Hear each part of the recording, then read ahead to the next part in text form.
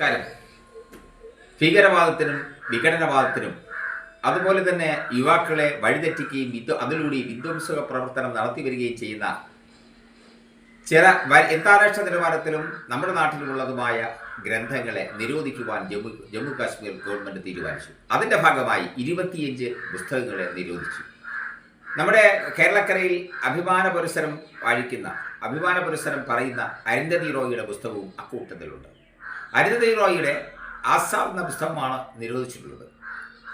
ഈ പുസ്തകങ്ങളൊക്കെ വഴി യുവാക്കളെ ഭീകരവാദത്തിലേക്ക് തള്ളിവിടുകയാണ് ചെയ്യുന്നത്. അതുപോലെ തന്നെ അവരുടേതായ പാകിസ്ഥാൻ അനുകൂലമായ, നമ്മുടെ ശത്രു രാജ്യമായ പാകിസ്ഥാൻ അനുകൂലമായ നിലപാടെടുക്കുകയും ചെയ്യുന്നു എന്നാണ് ഈ ജമ്മു കാശ്മീർ ഗവർണർ കണ്ടെത്തിയിട്ടുള്ളത്. അതുകൊണ്ട് ഇത്തരം പുസ്തകങ്ങളെ നിരോധിക്കുക തന്നെ വേണം.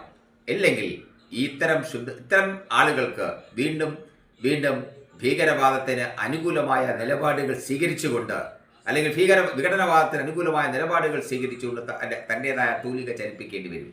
അത്തരം തൂലികൾ ചലിപ്പിക്കുന്നത് വഴി രാജ്യത്തെ പിളർക്കുകയാണ് ചെയ്യുന്നത്. രാജ്യത്തെ വിഘടനവാദം നടത്തി അതിനെ പിളർക്കുകയാണ് ചെയ്യുന്നത്. അത്തരം ആളുകളുടെ ഗ്രന്ഥങ്ങൾ ഇതിന് മുൻപിനാലെ തന്നെ കണ്ടെത്തണം. അവരെ സമൂഹത്തിൽ നിന്നും മാറ്റി നിർത്തണം, ഒറ്റപ്പെടുത്തണം. അതിന് സമൂഹത്തിലെ എല്ലാ ആളുകളും ഒരുമിച്ച് നിൽക്കണം എന്നാണ് എനിക്ക് പറയുന്നത്.